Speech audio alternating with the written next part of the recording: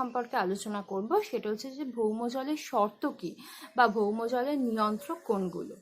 ভৌমজলের নিয়ন্ত্রক বলতে আমরা বুঝি যে কোনো স্থানের ভৌমজল সঞ্চয় কোন কোন উপাদান গুরুত্বপূর্ণ ভূমিকা পালন করে।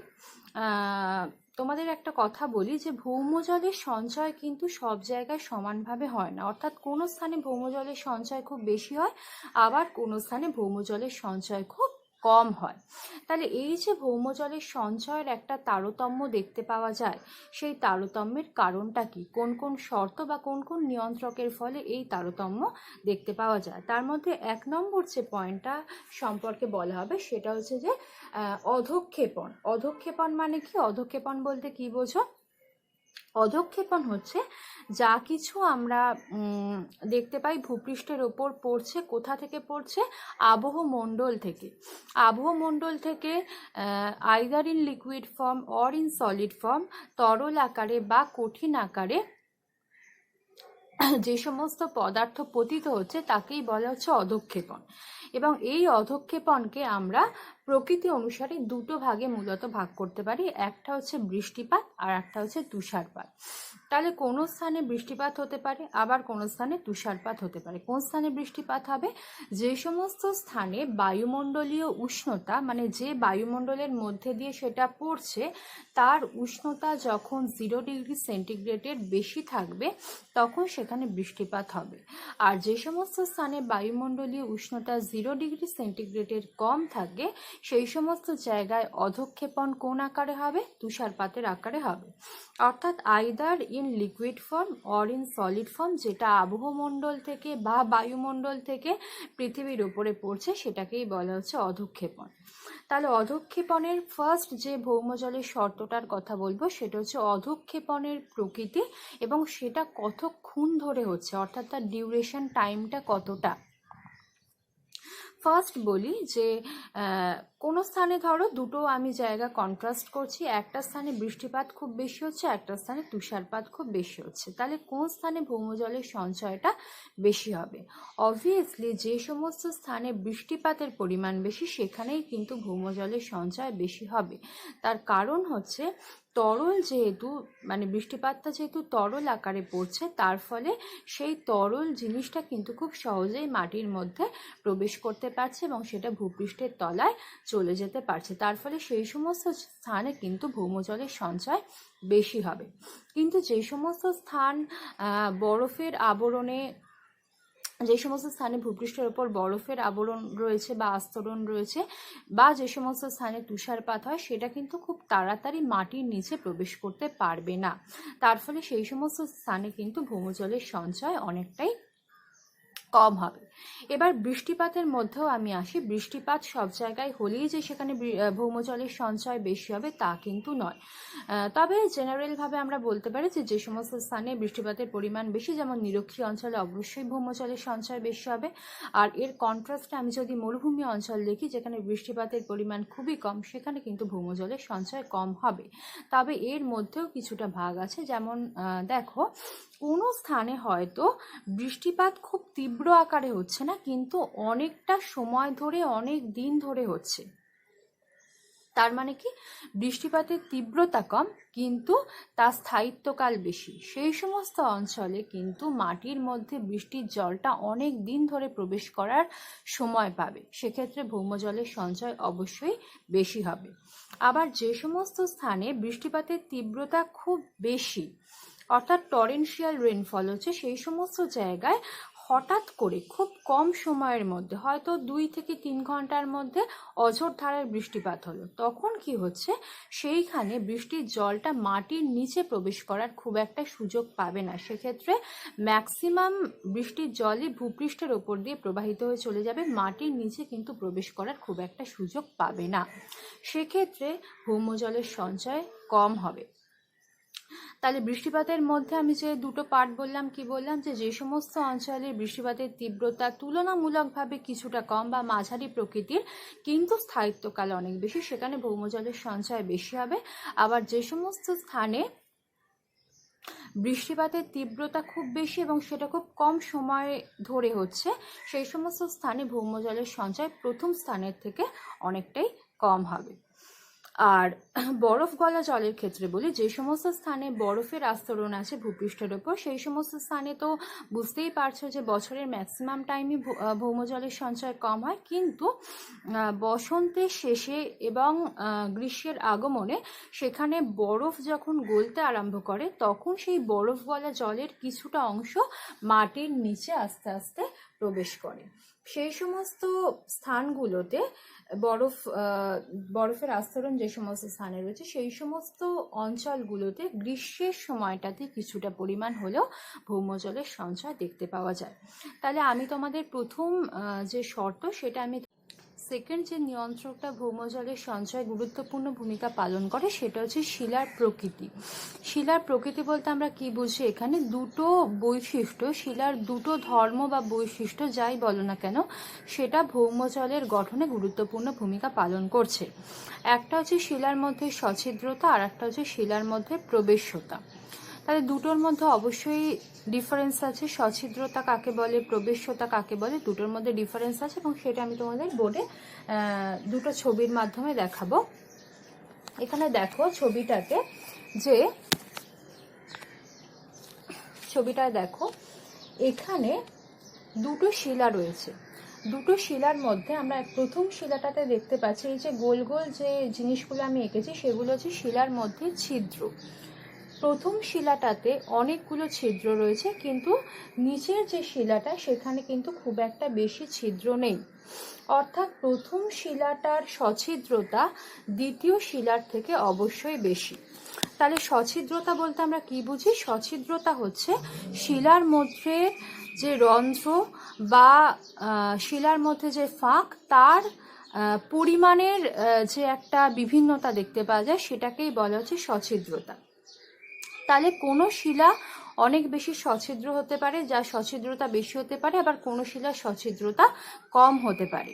তাহলে সছিদ্রতার সংজ্ঞা আমি কি করে দেব, সছিদ্রতা বলতে কি বোঝানো হয়, কোনো শিলা বা কোনো মাটির মোট আয়তনের সাপেক্ষে সেই শিলা এবং মাটিতে যে রন্ধ্র বা ফাঁকের পরিমাণ থাকে তার আয়তনের একটা শতকরা অনুপাতকে বলা হচ্ছে সছিদ্রতা। তাহলে সছিদ্রতা বলতে আমরা বুঝছি কি, যে কোনো মাটি বা কোনো শিলার মোট আয়তন এবং ওই শিলা বা মাটিতে অবস্থিত রন্ধ্রের মোট আয়তনের শতকরা অনুপাতকে বলা হচ্ছে সছিদ্রতা। এই ছবিটাতে তোমরা দেখতে পাচ্ছ দুটো শিলাস্তর রয়েছে। এই শিলার সছিদ্রতার পরিমাণ বেশি, তার কারণ এই শিলার মধ্যে রন্ধ্রের পরিমাণ অনেক বেশি। আবার এই শিলার মধ্যে কিন্তু রন্ধ্রের পরিমাণ যেহেতু কম তাহলে তার সছিদ্রতা অনেকটাই কম। তাহলে এই দুটো শিলার মধ্যে কোন শিলায় ভৌমজল ধারণ ক্ষমতা বেশি হবে, অবশ্যই প্রথম শিলাতে ভৌমজল ধারণ ক্ষমতা বেশি হবে, তার কারণ এখানে যেহেতু রন্ধ্রের পরিমাণ বেশি বা ফাঁকের পরিমাণ বেশি বা ছিদ্রের পরিমাণ বেশি, তার ফলে এই শিলাটা অনেক বেশি ভৌমজল ধারণে সক্ষম। কিন্তু এর কন্ট্রাস্টে আমরা যদি এই শিলাটা দেখি, এই শিলাটা কিন্তু খুব একটা বেশি পরিমাণ জল ধারণ করতে পারবে না। তাহলে এই হয়ে গেল সছিদ্রতা কাকে বলা হচ্ছে, এবং এরপরে আমি যেটা আসবো সেটা হচ্ছে প্রবেশ্যতা। তাহলে দুটোর মধ্যে ডিফারেন্স আছে, সছিদ্রতা এবং প্রবেশ্যতার মধ্যে ডিফারেন্স আছে। সছিদ্রতা বলতে শুধুমাত্র ছিদ্রের উপস্থিতিকে বোঝায়, কিন্তু প্রবেশ্যতা বলতে বোঝায় যে এই ছিদ্রগুলো পরস্পর কতটা একে অপরের সাথে যুক্ত। যত এই ছিদ্রগুলো একে অপরের সাথে যুক্ত হবে তত কিন্তু শিলা বা মাটির মধ্যে দিয়ে একটা প্রবাহ পথ তৈরি হবে বা একটা কিন্তু প্যাসেজ তৈরি হবে, যে প্যাসেজের মধ্যে দিয়ে জলটা খুব ইজিলি প্রবাহিত হতে পারবে। তাহলে প্রবেশ্যতা বলতে বোঝায় যে একটা শিলার মধ্যে জল বহন ক্ষমতা, অর্থাৎ ওই শিলার মধ্যে দিয়ে জলটা কতটা পরিবাহিত হতে পারে সেই ক্ষমতাটাকেই বলা হচ্ছে সেই শিলার প্রবেশ্যতা। তাহলে প্রবেশ্যতা নির্ভর করছে, সছিদ্রতা নির্ভর করছে একটা শিলার মধ্যে কত পরিমাণে রন্ধ্র বা ছিদ্র আছে তার উপর, আর প্রবেশ্যতা নির্ভর করছে যে সেই রন্ধ্র বা ছিদ্রগুলো কতটা একে অপরের সাথে যুক্ত, তার উপর নির্ভর করছে সেই শিলার প্রবেশ্যতা কতটা। তাহলে কোনো শিলায় যদি ছিদ্রগুলো পরস্পরের সাথে যুক্ত হয় তখন কি হবে, জলটা অবশ্যই সেই শিলার মধ্য দিয়ে পরিবাহিত হবে। সেই শিলাকে তখন বলা হবে প্রবেশ্য শিলা। এবং যে শিলার মধ্যে দিয়ে জল সহজে পরিবাহিত হতে পারবে না বা প্রবাহিত হতে পারবে না, যাই বলো না কেন, সেক্ষেত্রে সেই শিলাটাকে বলা হবে অপ্রবেশ্য শিলাস্তর। তাহলে প্রবেশ্য শিলার আমরা কয়েকটা উদাহরণ একটু শুনে নেব। প্রবেশ্য শিলার উদাহরণ তোমাদের এগুলো এসে কেউতে আসতে পারে, চুনা পাথর, চক, এছাড়াও হতে পারে বেলে পাথর, এগুলো সবই প্রবেশ্য শিলার উদাহরণ। আর অপ্রবেশ্য শিলার উদাহরণের মধ্যে আমরা পাই কাদা পাথর, শেল, স্লেট, গ্যাব্রো, ব্যাসল্ট, এই ধরনের শিলাগুলো অপ্রবেশ্য শিলার মধ্যে পড়ছে। তাহলে তোমরা জানতে পারলে যে সছিদ্র যে শিলাগুলো, সেই শিলাগুলোতে ভৌমজলের সঞ্চয়ের পরিমাণ বা ভৌমজল ধারণ ক্ষমতা বেশি হয়, এবং যে শিলাগুলো প্রবেশ্য শিলা তার মধ্যে দিয়ে জল, ভৌমজল কিন্তু খুব সহজে প্রবাহিত হতে পারে। এরপর আমি 3 নম্বর যে নিয়ন্ত্রক তাতে চলে আসব। 3 নম্বর নিয়ন্ত্রক হচ্ছে ভূমির ঢাল। অর্থাৎ কোনো স্থানের ভূমির ঢাল আমরা জানি যে সমান হয় না। কোনো স্থানে ভূমির ঢাল খুব বেশি হয়, আবার কোনো স্থানে ভূমির ঢাল অনেকটাই কম হয়। কোনো স্থানে ভূমির ঢাল কখন বেশি হয়? যদি সেই স্থানটা পার্বত্য অঞ্চল হয়, তাহলে কিন্তু সেখানে ভূমির ঢাল খুব বেশি হয়। আবার কোনো নিচু স্থান বা সমভূমি অঞ্চল বা হ্রদের কাছাকাছি অঞ্চল, এই স্থানগুলোতে কিন্তু ভূমির ঢাল খুবই কম হয়। তাহলে এই ভূমির ঢাল কি করে ভৌমজলের সঞ্চয়ে গুরুত্বপূর্ণ ভূমিকা পালন করে একটু দেখে নাও এখানে ছবিতে। হ্যাঁ, এখানে দেখো যে আমি দুটো ছবি আঁকছি। একটাতে আমরা দেখতে পাচ্ছি যে ভূমির ঢাল খুব বেশি, আবার একটা এমন স্থান আঁকছি যেখানে কিন্তু ভূমির ঢাল অতটা বেশি নয় এবং তার মধ্যে কিন্তু অনেকটাই আন্ডুলেশন আছে বা গর্ত আছে।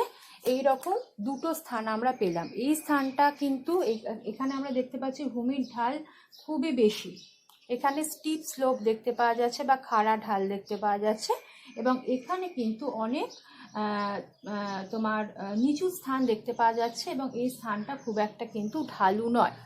তাহলে দুটো স্থানের মধ্যে কোন স্থানে ভৌমজলের সঞ্চয় বেশি হবে?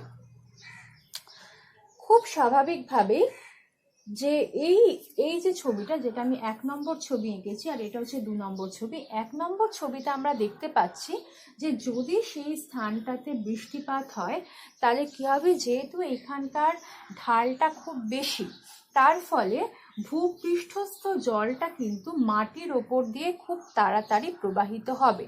মাটির ওপরে এই জলটা কিন্তু খুব একটা দাঁড়ানোর সুযোগ পাবে না, এবং যেহেতু এখানে জলটা মাটির ওপরে দাঁড়ানোর সুযোগ পাচ্ছে না, তার ফলে জলটা কিন্তু মাটির নিচে প্রবেশ করতে পারবে না। এখানে মাটির নিচে কিন্তু জলটা প্রবেশ করতে পারবে না, বা করলেও খুব অল্প পরিমাণ জল প্রবেশ করবে।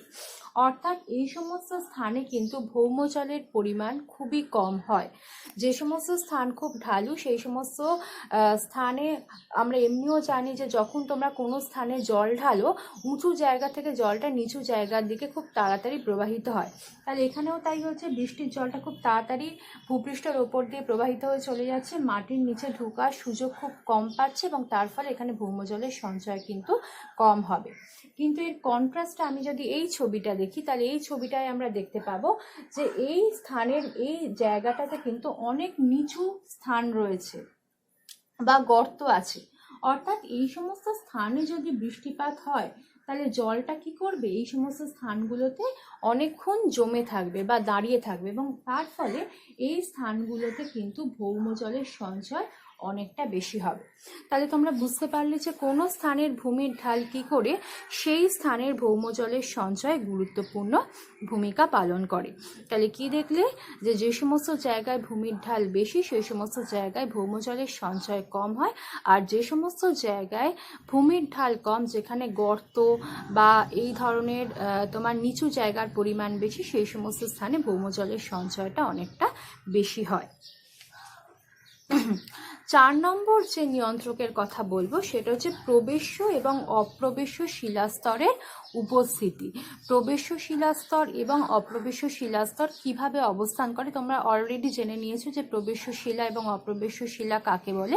প্রবেশ্য শিলার মধ্যে দিয়ে খুব সহজেই জল চলাচল করতে পারে, কিন্তু অপ্রবেশ্য শিলাস্তরের মধ্যে দিয়ে খুব সহজে জল চলাচল করতে পারে না। তাহলে দেখো এখানে আমি আর একটা ছবি এঁকে দেখাচ্ছি, এখানে তোমরা ছবিটা ভালো করে লক্ষ্য করো। এখানে দেখো দুটো ছবি আঁকছি। একটা হচ্ছে,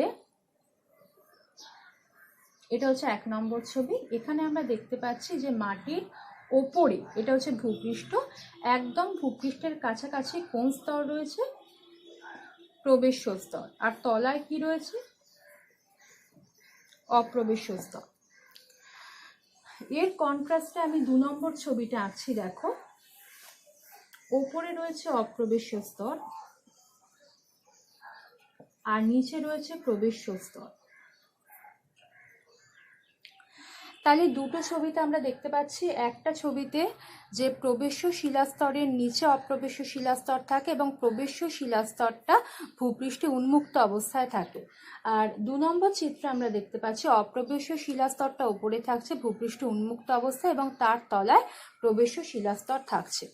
তাহলে এখানে কোন স্ট্রাকচারটাতে ভৌমজলের সঞ্চয়টা বেশি হবে? প্রথম স্ট্রাকচারটায় দেখো, যদি এই মাটির ওপরে বা ভূপৃষ্ঠের ওপরে যদি বৃষ্টিপাত হয় তাহলে সহজেই সেই জলটা প্রবেশ্য শিলাস্তরের মধ্যে প্রবেশ করতে পারে। কিন্তু প্রবেশ্য শিলাস্তরের নিচেই যেহেতু অপ্রবেশ্য শিলাস্তর রয়েছে, তার ফলে এই জলটা কিন্তু আর অভিকর্ষজ বলের প্রভাবে নিচে চলে যেতে পারে না। সেই জলটা কিন্তু এই স্তরটার মধ্যেই সীমাবদ্ধ থাকছে এবং তার ফলে এই প্রবেশ্য শিলাস্তরের মধ্যে ভৌমজলের সঞ্চয় বেশি হচ্ছে। কিন্তু যদি এর নিচে অপ্রবেশ্য শিলাস্তর না থাকতো তাহলে কি হতো, যে এই জলটা প্রবেশ্য শিলাস্তরের মধ্যে দিয়ে প্রবেশ করে আরও নিচে প্রবেশ করে যেত, তার ফলে এই স্থানটাতে ভৌমজলের সঞ্চয় কিন্তু কম হতো। আশা করি বুঝতে পেরেছ। আচ্ছা, এবার দেখো সেকেন্ড যে চিত্রটা, একটু ভালো করে লক্ষ্য করে দেখো। সেকেন্ড চিত্রটাতে আমরা দেখতে পাচ্ছি যে মাটির ওপরেই অপ্রবেশ্য শিলাস্তর রয়েছে। তাহলে মাটির ওপরে যেহেতু অপ্রবেশ্য শিলাস্তর রয়েছে, নিচে প্রবেশ্য শিলাস্তর রয়েছে, তার ফলে এখানে কিন্তু বৃষ্টি হলেও জলটা এর মধ্যে প্রবেশ করতে পারছে না। যতই এখানে প্রবেশ্য শিলাস্তর থাকুক তবুও জলটা কিন্তু প্রবেশ্য শিলাস্তর অবধি পৌঁছতে পারছে না, তার কারণ একদম উপরেই অপ্রবেশ্য শিলাস্তর রয়েছে। তার ফলে এখানে আমরা বুঝতেই পারছি দুটো যে স্ট্রাকচার দেখতে পাচ্ছি, এখানে আমরা বলবো যে এই স্ট্রাকচারটাতে ভৌমজলের সঞ্চয় হবে না বা খুব হলেও খুব কম হবে। আর এই যে স্ট্রাকচারটা আমরা দেখতে পাচ্ছি এখানে কিন্তু ভৌমজলের সঞ্চয়টা অনেকটা বেশি হবে।